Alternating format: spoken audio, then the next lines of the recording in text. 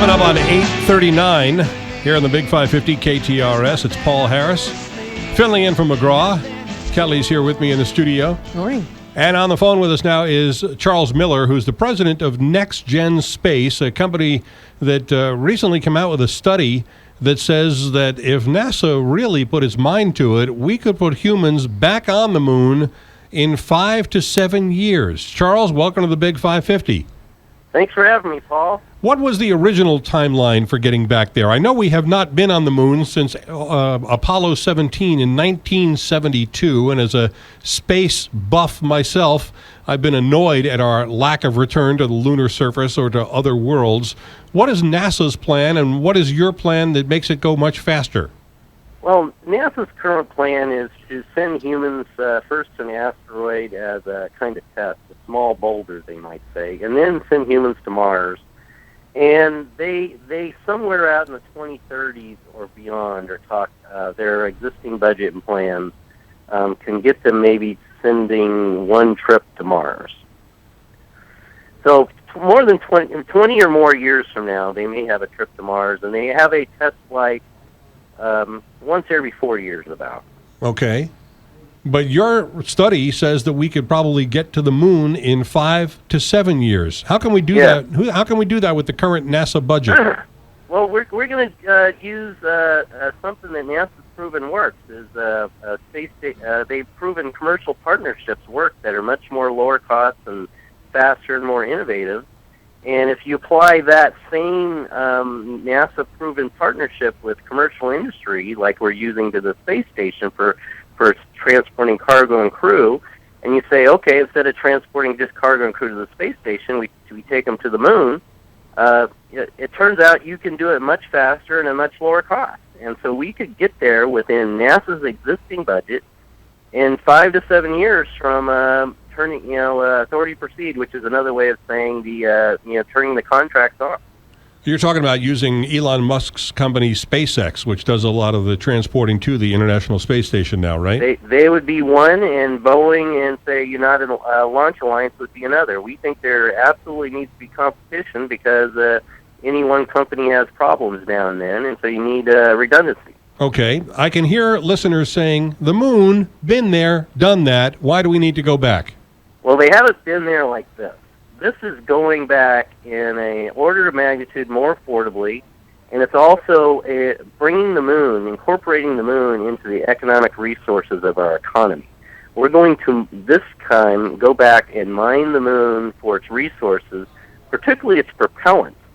And we're going to use the propellant, basically build an industrial base on the moon within our existing budget, and then open up the solar system. We're going to make it much lower cost to send probes and humans anywhere in the solar system than it is now, because we're going to use the low-cost propellant from the moon. So you're not talking just about going and visiting the moon as we did with the Apollo program. And, of course, last week was the 46th anniversary of Armstrong and Aldrin putting the first footprints on the moon. You're not talking about just going there and driving around in a rover and taking a look at the lunar landscape and doing experiments and then coming right back home, are you?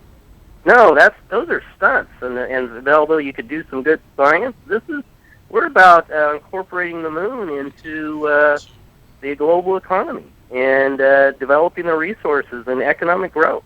And there's a whole bunch of new jobs that are going to be created out of this, and we're going to establish American leadership on a global basis, that America is leading an international partnership to use free enterprise for something that most people don't think can be done. But we can do this. NASA's applying the NASA partnerships with commercial industry like SpaceX and Boeing. We can go to the moon and do so within our existing budget. This has no budget increase required. We just have to change how we operate. It's a new way. Does it have to be an American-only effort? After all, we do work on the International Space Station, and it was the European Space Agency that put the Philae lander on the comet.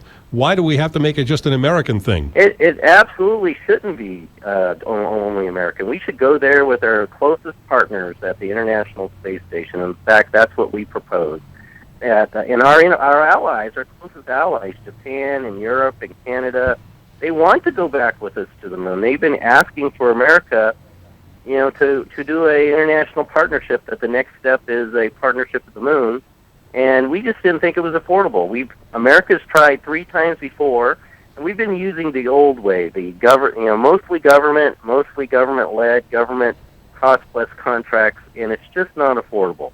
And what we did in this study, funded by NASA, was with a bunch of former NASA people, is we looked at using a new partnership way, and it changes everything. It makes it much more affordable, and for the people who are driving to work, this is just common sense that American free enterprise and innovation can be much lower cost and do things that otherwise people don't think can be done. But for American government and inside Washington, D.C., this is a new idea. This is the Big 550 KTRS. Charles Miller is our guest from NexGen Space. You are probably aware that there are lots of people within NASA and within the world space community who say it's not necessary for us to send humans up there anymore. We can do a lot of stuff with robotics that we don't need humans for, and that would be a lot cheaper and easier to do because you don't have to worry about, there's no air, for example. What do you say to them? Well, it depends what you want. So if you just want to go to Pluto, of course, and if you want to send a probe to Mars to go look over the crater and dig up some water, of course, that's absolutely correct. But if you want to mine the moon and use the resources of the moon to expand life into the solar system, then you're obviously going to take humans. I think most American people take it for granted that someday humanity and life itself is going to expand into the solar system. And so just sending robots misses the point. And the question is, can we do it affordably, and can we do it in a way that grows the economy and doesn't cost the taxpayers more money? And the answer is yes, we can. I think there are international treaties that say that no country can own the moon. So who would own the material mined from the moon? Well, there's actually, Paul, you're very smart. And other than Paul Harris becoming king over the moon, that there's a treaty that would prevent you from doing that, owning property on the moon. But you can own resources that are improved on the moon. We've already, America and Russia brought stuff back from the moon, and we've actually created them. And so there is pretty clear path forward for using mineral rights on the moon without owning the moon. And so the simplest way for most people to think is you don't need to own the land out west to mine that land. So you can get mining rights on minerals in Western government-owned lands without owning that land. So you can do similar things on the moon. The biggest issue is that that our international partners won't like us doing that. So that's another good reason we should do this as an international partnership. Okay, so we get our friends together and we go up there and we mine whatever these materials are from the moon. And you're talking about setting up a permanent human base there? Yes. Well, we would have a permanent base there, and we would actually, most of the work, most of the time, would be done by the robot. The jobs of the astronauts would be primarily in the industrial base to repair and maintain the robots, and because they'll break down, and you need to have somebody there who's the jack-of-all-trades, MacGyver-like guy who's fixing things. And you're also probably going to have a lot of growth for private passenger travel, and a lot of countries are going to want to send their first astronauts to the moon ever. America's the only country in the world that sent anybody to the moon. Yep. Every other country is going to want to have their first person that's visited the moon and come home, and they'll pay for it, and American companies will make money doing it. Do you envision space tourism? Oh, absolutely. So Space Adventures has already sold 2 tickets to take a trip around the moon, not to touch it, just to go around the moon and come home, and it's $150 million a seat. So for about that same price, we think that you can take a trip to the moon and stay there for a week or a month. So, Paul, if you got a spare $150 million sitting in your pocket, in the next 10 to 15 years, if this happens, you might be able to take a trip to the moon. You know, it turns out I'm just $150 million short, Charles. Well, you have an alternative, if you are a MacGyver-like guy with an engineer that can fix anything, and you can play the guitar and sing like your favorite pop singer, they'll hire you, and they'll take you up, and the 150th person who buys the ticket will want somebody to sing at them and make them meals and fix all the equipment. Yeah, I think a chef might be more important than a singer, because how many of those tubes in a meal could you possibly eat? A meal's in a tube, I mean. Yep, they're going to want, if you pay $150 million for a trip, you want to be entertained and you want some good food on your trip to the moon. All right, so we set up this human base on the moon, and we set up this mining operation, and we use that material to bring it back to Earth, or are we now using it as basically a launch platform to get us to Mars and elsewhere? Well, it's elsewhere. So once you have propellant, low-cost propellant, that you don't have to take all the way out to Earth, because it's much easier to get material off the moon, it makes it easier to go anywhere else in the solar system. You can use the propellant to send humans or robots throughout the solar system much more affordably. So it becomes very valuable real estate. Think of it as a Middle East squared. So it's a desert where there is no life, and you're turning it into useful resources and growing and making economic growth and making things much more feasible. What has the reaction been from NASA since you published your study? Well, I have lots of friends within NASA who are quite enthusiastic, and the leadership of NASA, though, they can't get out ahead of where the White House and Congress is, though, so they're being quiet. And the real question is, what does the White House and what does the Congress want to do? And I think this president is getting ready he's leaving office. He isn't going to do anything new. So the real question is, what will the next president do, and what will this Congress do? But why do they even need to wait, Charles? Why do they even need to wait to hear from Congress and the White House if they already have a budget within which you say they could do this? Well, that budget takes a while to change the strategy, and they would need to, by the time they get everybody, the way our government works, lined up to change the strategy, it takes a year or two. Yeah.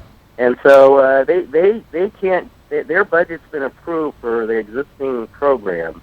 They can't go off and just change the budget without approval of the White House and Congress. I see. Well, I remember how important it was to get the whole country behind the space race in the 60s that originally got us to the moon on June 20th, 1969, and how not just the country but the world was caught up in the fact that we were putting men on top of a missile and sending it a quarter million miles away to the moon. Do you think we could regenerate that same kind of interest with a mission like this? Well, absolutely. So, Paul, just imagine in our existing budget, we could use American free enterprise to take an international partnership, put people on the moon, and our kids could look up and you could say, that was American free enterprise, that was American ingenuity. Yep. And we have people on the moon because we are the freest, most innovative country on this planet. That sends a powerful message to the world. And a lot of people now are worried about that China's ascending.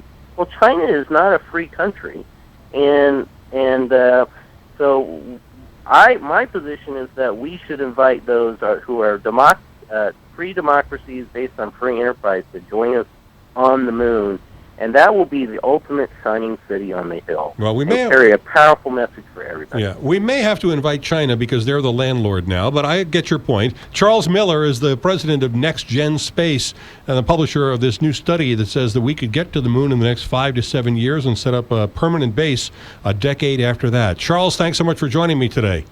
Thanks, Paul. This is the Big 550 KTRS. This week on